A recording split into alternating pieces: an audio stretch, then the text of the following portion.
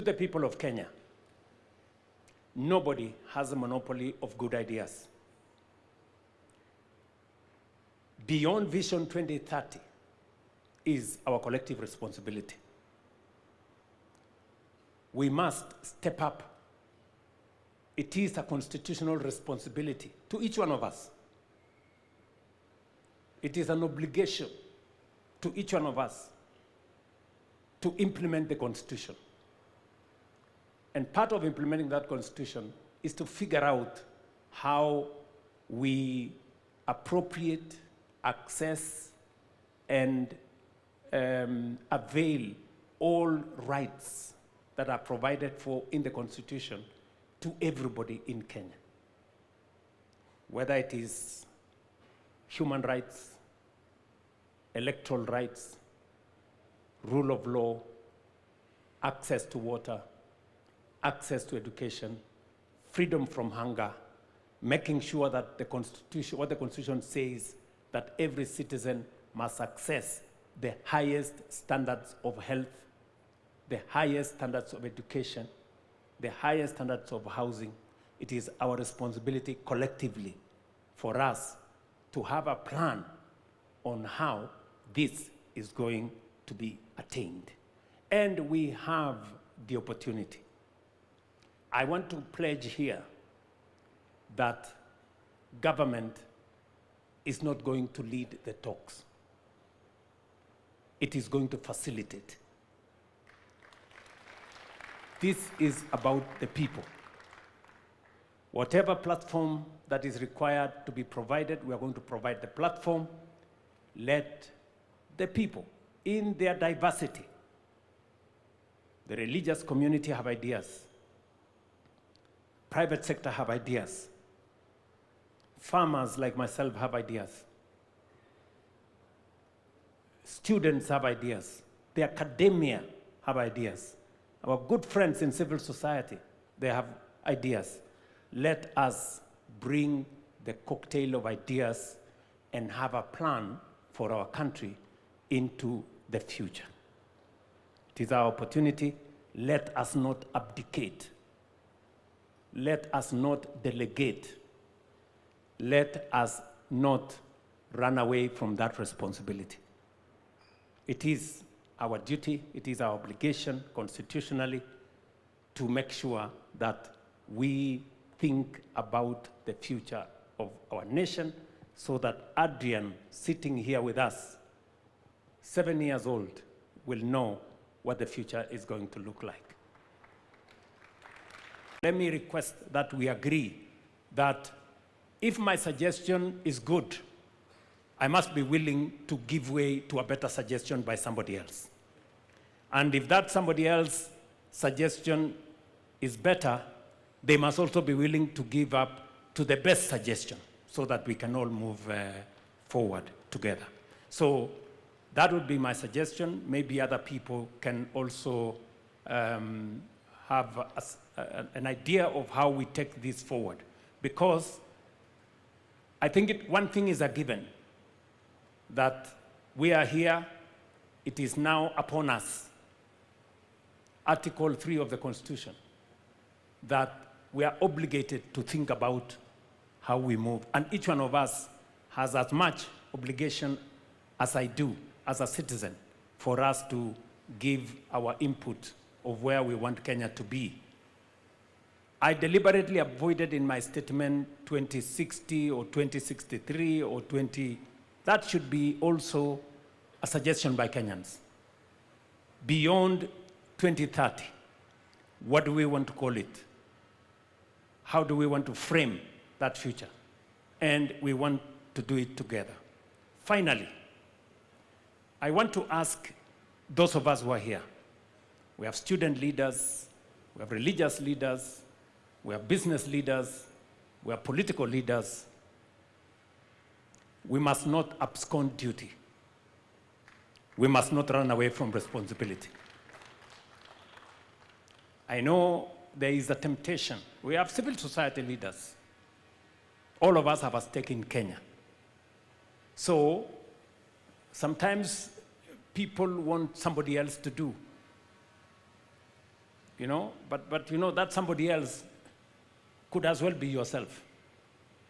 So each and every one of us must take ownership, and we must not escape responsibility or run away from our obligation as leaders.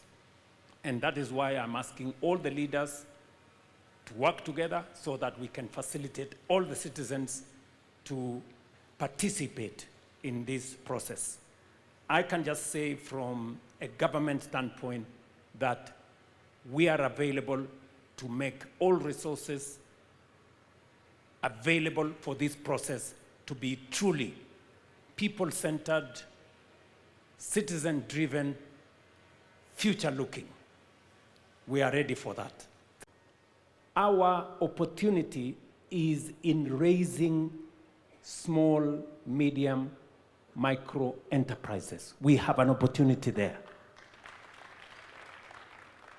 Sometimes we think they don't matter. But the good professor has told us that is where our opportunity is. How do we make micro, small, and medium enterprises grow? How do they access credit? How do they access opportunities? How do they access business? That should be we should pay attention. And then number 4, he has told us to pay attention to accountability, to dealing with corruption. He has told us 3 things. We now have a conflict of interest law, which we signed into law. There are many people who want to challenge it because it closes many doors on the people who have access to power, who want to use that power to access contracts and many things. Number 2, he has told us about EGP. We have been trying to implement EGP for many years. I am very happy that finally we have moved government procurement to an electronic platform where contracts can be transparent. We can know who is being allocated, which contract, for how much, and whether it matches the market parity. And he has told us that technology must play a very central role.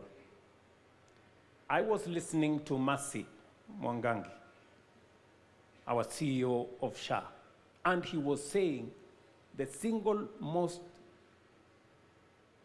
serious challenge he faces is how to stop fraud. And we are very happy that finally, using technology, we are able to stem theft, fraud, and corruption. And to the good professor who has said here, going forward, technology is going to play a significant role in us taking this forward. The center of gravity, global gravity, in terms of growth, is moving to Africa. Africa today is pivotal. Why? Because of 4 reasons. Number 1, we have the largest reserves of renewable energy. We have the youngest population, a population that a quarter of the world's population will be living in our continent by 2050. Number 3, we have the largest market that is emerging. Number 4, we have the largest reserves of uncultivated arable land for food security going into the future. And therefore, as the center of gravity, global growth moves to Africa. We must position Kenya appropriately so that we become that epicenter. It is for those 4 reasons in my thinking that this is the moment for us to imagine the Kenya that we all want into the future. Many people may say, this being a year where we are going into politics, maybe this should not be the opportunity for us. Now, I want to tell them, Kenya is bigger than any election. For far too long, we have made elections to look like it is a matter of life and death. It is not. Yes, it is important. And the reason why we have not achieved some of our targets is because we have made our plans not with the foresight of the future, not thinking about the next generation, but simply thinking about the next election. And that is how we haven't met some of our targets. And I speak from a position of knowledge, and I speak from a position of experience. It's not always that you become a president of a country. I have the privilege to be the president today. And I want to speak from that experience, that the pressure that always you have, even when you know as a leader this is the right thing to do, you are told always, this will affect your next election, don't do it. This will affect your next election, don't do it. Many are telling me, oh, you know, why don't you concentrate on the next election? Leave this thing, it can be done some other time. I'm telling them, the next election will come and go. Kenya must think beyond the next election. Kenya must think for the next generation. We have done fairly well in many aspects. We've done well in others more than others. We've been given the figures on the political pillar. We are at 80 plus. I think we have an A. And you can see it. We have a new constitution. We have a robust Bill of Rights. We have a democratic state. We have an open society, a rule of law. We have a working judiciary. We have a civil society that is not constrained. And we have made ourselves a very proud nation. In fact, globally, Kenya is recognized as a democratic country. It is part of the reason why in 2023-24, I paid a visit to America, and the single most important component was the fact that we share in our celebration of freedom and democracy. We have been given indication as to where we are with the economic pillar. In fact, I think of all the pillars, the economic pillar is where we have done not very well, at around 50, I think it was 52, 53%. On the social pillar, we are at around 60. We have made progress. Today, we have significantly in our region, we've done very well in terms of paved roads. We have 20,000 kilometers of paved roads. We have a working SGR. We have an expressway. We have dualed some of our roads. We've extended electricity. We now have 10 million households going to 11 million households connected to electricity. Our transition on education is significant. We have done very well. But why are we having this conversation? And I want to thank the people of Kenya. When I asked the country that it is time for us to have a national conversation about the long-term vision of our nation, We have been explained to why. Number one, Vision 2030 will come to an end in the next 3 years.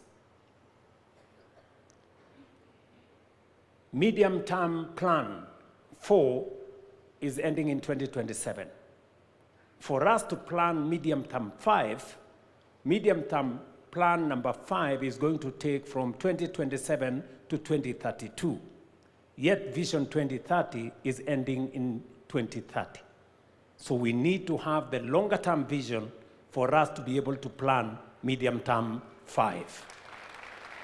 I have ideas on what next, but I would rather we agree on what next together. And I would want what next to come from us. Because having the benefit of the office that I hold and being a Kenyan, I have some ideas. But I would rather that we all agree on what next. Let me say 2 things so that I can suggest, if I may. Listening to everybody who has had the privilege of the mic here, I am persuaded beyond reasonable doubt that we have what it takes to design the next future for Kenya. Listening to the young people here, listening to people from the private sector, listening to the tech community, listening to the civil society teams around this table, and all the other professionals, it is clear to me that we have what it takes to think about the future, that Kenya cannot afford to drift into the future. We have to have a plan for that future. I have listened to the young man, sorry, I don't remember his name, who talked about startups, and that is the next horizon. That is the place where we'll create more jobs. The tech space. And he has even suggested that there should be some compulsory learning around technology because that is how the future is going to look like. Maybe we may not go all the way to make it compulsory, but we provide sufficient incentives to make sure that there are more people in that space. And all the other suggestions that have been made around this forum. My suggestion is that, as I said earlier, this should not be a government project. Government should facilitate this conversation. Article 3 of the Constitution obligates each and every Kenyan individually to protect and defend the Constitution. We are discussing in this conversation how we are going to actualize some of our constitutional